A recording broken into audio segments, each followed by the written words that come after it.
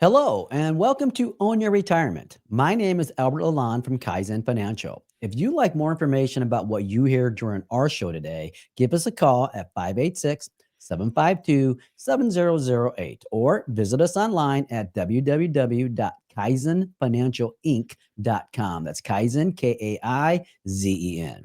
And while on my website, click on my podcast page to check out our past shows and to subscribe to our program on Apple Podcasts, Spotify, or Amazon Music.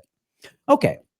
So when the Federal Reserve makes a move, it's not just a headline. In fact, it's a ripple that touches everything from your mortgage and credit cards to your savings account. Now, the recent decision to cut rates is no exception. So for everyday people, the impact can feel both promising and confusing. So lower borrowing costs might open doors, but shifting yields and market reactions can also create new challenges. So today, we're going to be unpacking what this rate cut really means for you, your debt, and your long term financial strategy so that you can approach it with clarity and confidence.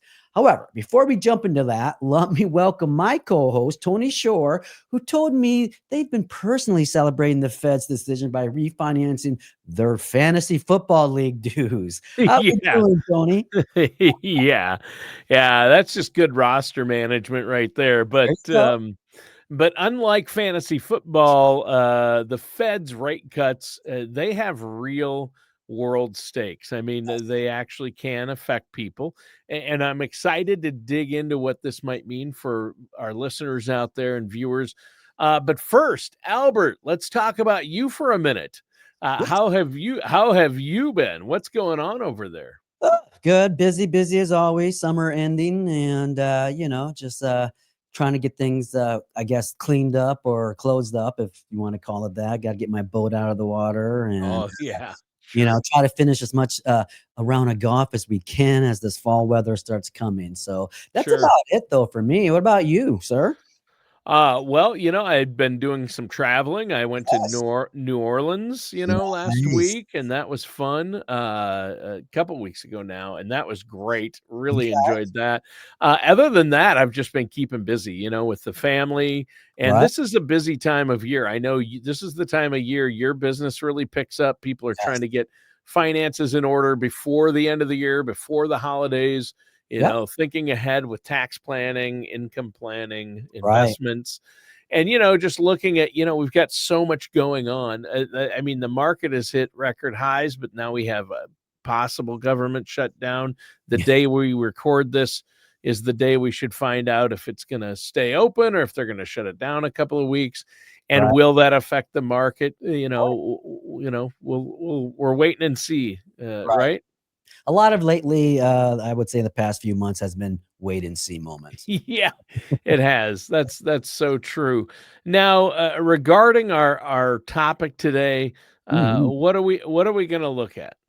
Well, during today's conversation, we're going to refer to a very eye-opening article titled from NerdWallet, Fed Trims Rate, What Does It Mean for You? And so here's the headline. First, for the first nine, I would say first time in 9 months, the Fed decided to cut interest rates, right? Well, that's a pretty big move. And for consumers, it usually boils down to two main effects. Borrowing gets a little cheaper, but the returns you earn on your savings account or CDs aren't quite as strong.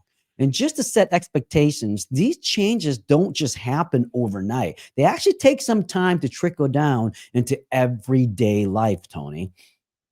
Yeah. Well, and I think that makes perfect sense for the average person out there. It means they might save a little on things like credit cards or loans, Mhm. but they might also notice savings accounts or interest bearing checking accounts aren't paying and CDs don't pay as much, right? Yeah, that's exactly right, Tony. In fact, the Federal Open Market Committee, or we call the FOMC, which is basically the Fed's decision making team, voted to Mhm. cut the federal funds rate by a quarter of a percent. Now, that brings the range down to about 4% to 4.25%. Well, the last time they cut rates was back in December of 2024 after a string of earlier cuts. Well, since then, rates have mostly held steady in the mid 4% range. Now, Federal Chair Jerome Powell called this move a risk management cut. So what does that mean? Well, think of it like tapping the brakes when you see, let's say, traffic slowing up ahead. You may not be in trouble yet, but you'd rather ease up early than slam on the brakes later. And while there's been some political pressure to cut rates faster, Powell made it clear the Feds is looking at economic data first and foremost. Now, one of the big reasons behind this decision, well, a softening in the job market. When hiring slows down and unemployment starts to creep up, the Fed sometimes acts to cushion the labor market. So their message right now is pretty clear. Keeping jobs stable is more urgent than pushing inflation down further, even though rising prices, well, are still in the picture. Well, yeah, and if I'm hearing you correctly, it's not exactly that things are great. That's not that kind of move. It's Right. more like the Fed is saying, we're worried that the job market might be cooling off too much. We don't want it to get worse then. Nicely put there, yes. And Powell even called the situation a curious balance. So normally when you hear balance, you think stability. But in this case, it's more that both supply and demand for workers have actually come down and demand is dropping maybe a little bit faster. But that's why we're seeing unemployment edge upwards. Now, here's an interesting wrinkle though. Not everyone on the Fed's committee agreed on this rate cut. In fact, the newest member, Stephen Moran, actually voted for a bigger cut, a 0.5% instead of a Hmm. quarter. That sounds pretty bold for the new guy, right? I would say so. It is. Moran was just appointed earlier this week, I would say, when they had the rate cut that week. And he's stepping away from his role as chair of the White House Council of Economic Advisors so he can serve on the Fed. So, right out of the gate, he's making his voice heard. That's for sure. Yeah. And do disagreements like that happen a lot, or do you think this is kind of unusual? Oh, great question. Yes. Dissent on the FOMC isn't unheard of, but it doesn't happen often. So, especially in recent years, the fact that we're seeing it maybe now says a lot about how tricky the economy is to read right now. Now, between a cooling labor market, stubborn inflation, and political pressure, it's no surprise that even experts might look at that same data and come out with different conclusions. Yeah, and maybe things on the Fed are getting a little partisan, and it seems there's a Mhm. lot of disagreements these days. So there's just no perfect playbook right now, and that leaves room for honest disagreement as well, right? Oh, you got it. And this moment is ripe for, let's say, a little debate, and that's what we're going to be seeing get played out here. Yeah. So the average person, it's the difference between rates are lower. Should I refinance my mortgage versus does refinancing even fit into my bigger financial picture? And just because the Fed lowered rates by a quarter of a percent, that's not going to be seen on long-term financing, at least right away, like mortgages anyway, right? Right. Well, let's take someone close to, let's say, retirement who's debt free. Sure. Him chasing a refinance might not move the needle much at all. But adjusting how they allocate savings, maybe rethinking their bond ladder or maybe even their CD strategy. Now, that could make a real difference in their income plan because of these rates. Now, that's where a financial professional can help us separate what's worth acting on and then what's just noise. Yeah, and that needs to be part of the plan and the discussion. So if our listeners and viewers out there want to get a plan in place or get a second opinion or talk about this, how can they get a hold of you, Albert, and your team there to set up a no charge, no obligation consultation? Yeah, listeners, you can visit my website at www.kaizenfinancialinc.com. That's Kaizen, Kaizen, or call my office at 586-752-7008. And we can discuss how we can answer your question and address your concerns about interest rates, your financial strategy, or any other parts of your retirement. That's awesome. And Albert, during the show today, you've been looking at what the Fed's recent announced rate cut means for the average person Mhm. and for all of us and our financial strategies. You've talked about that NerdWallet article called Fed Trims Rate. What does it mean for you? Let's go to the question that probably a lot of people are asking. And that's what actually happens when there's a rate cut. That doesn't mean everything instantly gets cheaper or mortgage rates go down, right? Right. Great question, actually. And the short answer is no, not instantly. But a rate cut doesn't just like, let's say, flip a switch, but it does set some changes in motion. Sure. So think of it like turning down the thermostat in your house. You don't feel the temperature change right away, but over time, the room adjusts. That's how rate cuts work in the economy. Now, first, borrowing usually gets cheaper. And then when the feds lowers the federal fund rate, banks pay less to borrow money from each other. And then in turn, they often lower rates on the loans to the consumer. So that could mean lower interest rates on credit cards, auto loans, mortgages, personal loans, you name it. Yeah. Well, and if somebody already has a mortgage or a car loan, uh, that doesn't mean they can automatically save money, right? Well, not automatically, but this could open the door for, let's say, refinancing them things. Or lenders may lower rates on refinancing, and that can create opportunities if the numbers make sense for you. But now, on the flip side, saving becomes a little less rewarding. Banks tend to reduce the annual percentage yield, or we call the APY, on savings accounts, CDs, and interest bearing checking accounts. So while borrowers may cheer, savers may not. Yeah. Savers may not. That's true. And then there's the market piece, right? How it affects the market. Indeed. In fact, rate cuts can be a mixed bag for the markets. In fact, cheaper borrowing can boost business confidence, which is good for growth and corporate profits. But if investors believe the Fed is cutting rates because the economy is struggling, then markets can get shaky because of that. In fact, right after this latest cut, the Dow actually dipped briefly before bouncing back. Hmm. Wow. So, but the bottom line here is don't expect magic, right?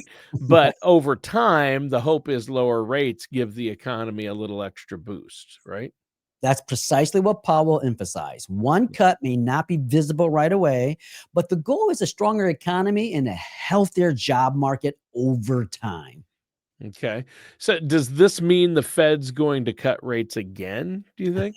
I mean, it's possible, maybe even likely, but nothing's written in stone yet. Powell Sure. himself called it a meeting by meeting situation, which basically means they're watching the data closely and adjusting as they go.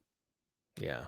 Yeah, and that's good. Obviously, it sounds like a careful way of saying we're not sure what comes next, right?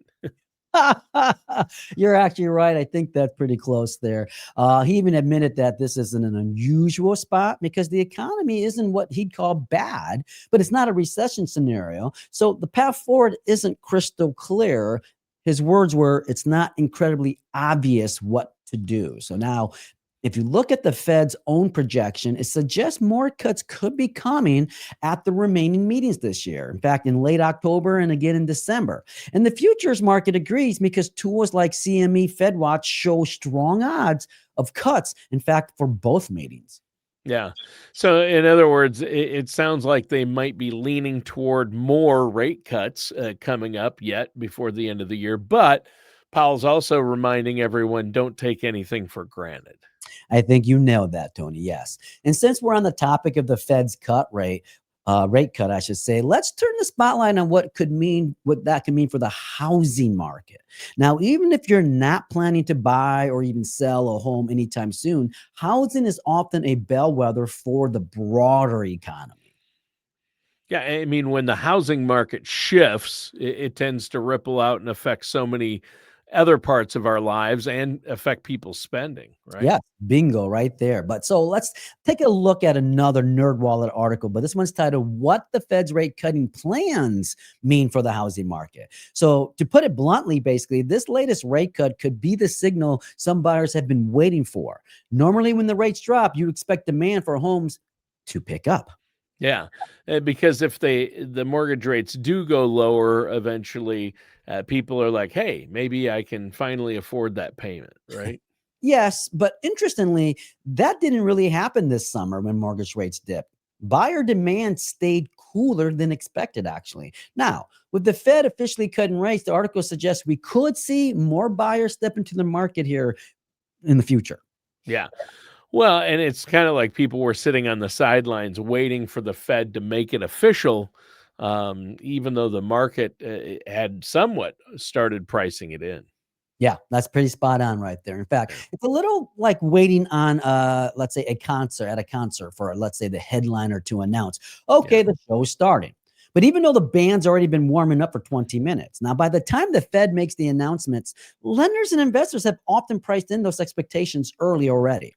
Now, we should also note that a recent NerdWallet survey done with the Harris poll found that about 15% of Americans say they're planning to buy a house once rates come down. So if you're in that 15%, well, this could be your sign to start looking sooner rather than later. Yeah.